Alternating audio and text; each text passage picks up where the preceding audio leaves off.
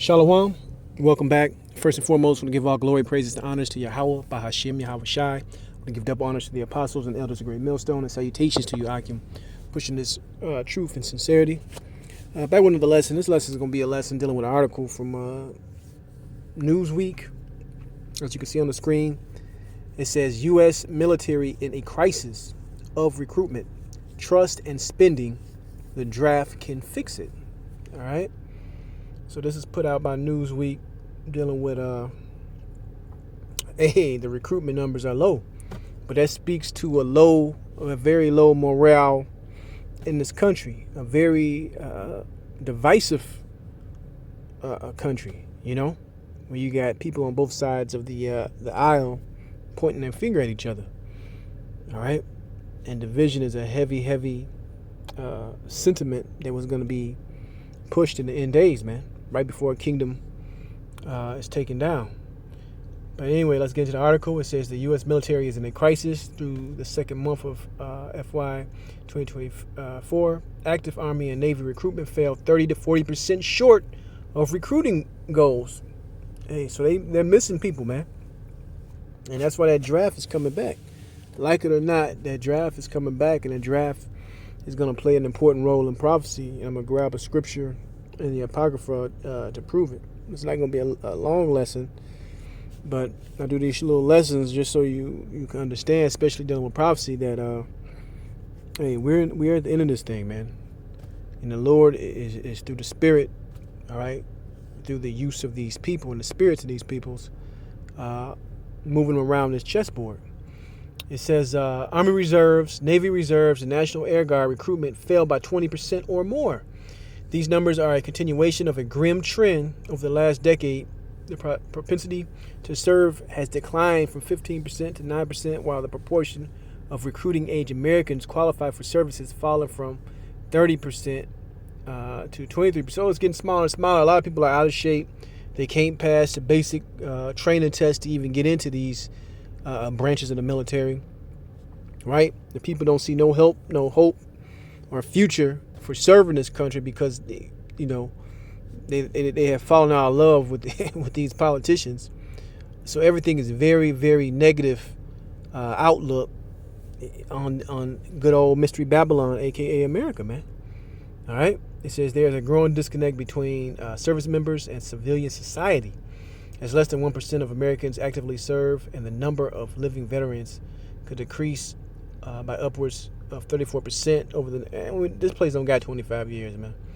It says over the next 25 years. It says the recruitment crisis can be chalked up in part of views of the military itself. Many American institutions have lost the trust of the general public, and that's why that scripture we bring out in the book of 2nd Ezra all the time, man. People will not regard their kings or their leaders anymore, man. All right, roughly paraphrasing that scripture. They're going to take the power and actions into their own hand. The hell with this military. The hell with what these people are talking about. I'm going to do what I want to do, man.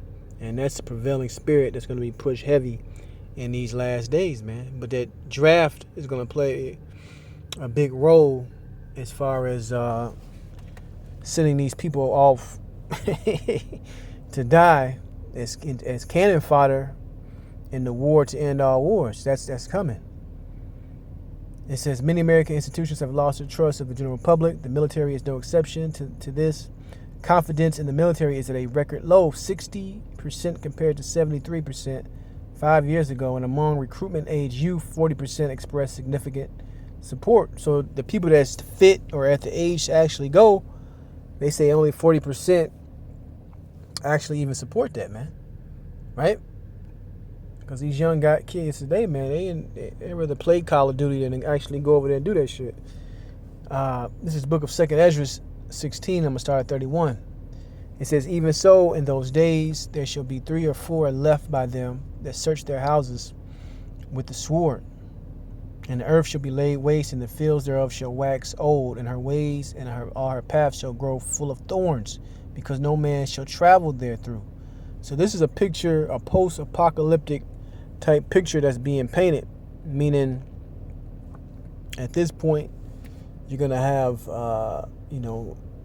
Esau loved to have, the lawnmowers, the maintenance crew come out come out. But what this picture is painting, man, meaning none is going to be trimmed, none is going to be cut, bushes and branches and everything is going, trees are going to grow wild, right? People are going to be going house to house looking for goods, all right? Because the system is going to be pretty much collapsed, man. All right, verse 33, the virgins shall mourn having no bridegrooms. The women shall mourn having no husbands. Their daughters shall mourn having no helpers. In the wars shall their bridegrooms be destroyed, and their husbands shall perish of famine. So, hey, this is the times that we're coming to, man. It's finna get ugly out here. The scriptures tell you it's gonna be a time like never before on the earth. So you think about all the plagues, you think about all the wars, you think about all the way that people over throughout history have died, died en masse. The Lord is telling you that this time is going to be worse than all those times. So when they bring that, I was reading the article, when they bring that draft back for military, it's telling you that the young woman, hey, they ain't gonna have no future husband, no future mates, man. These people are gonna be drafted. They're gonna be picked up in the military wagon, regardless if they want to go or not. Thrown in the back of that motherfucker. They're gonna be shipped off to the front line and get blown up. That's just the reality of what's coming to this country, man. It says, let's read verse 34. In the war shall their bridegrooms be destroyed, and their husbands shall perish of famine.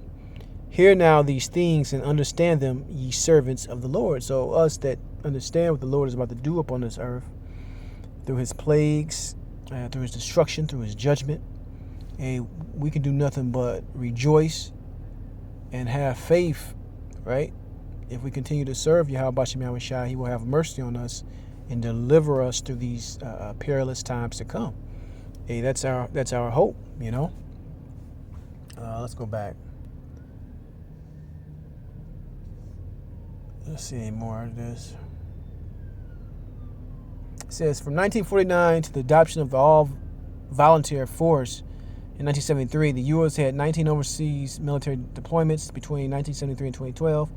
There were 144. That's a good number.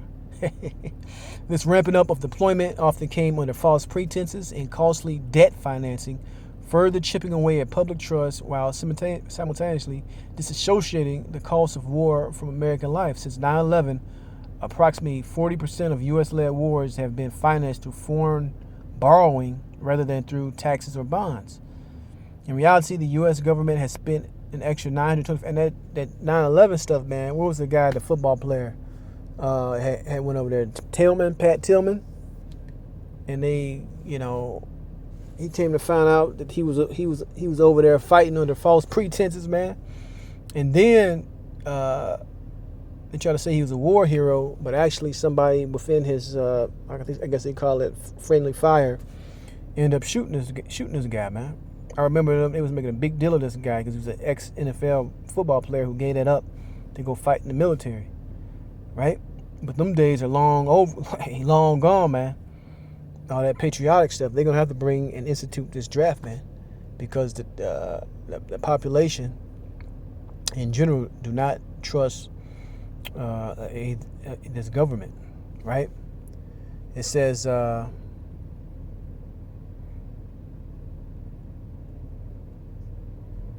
trying to get to the point.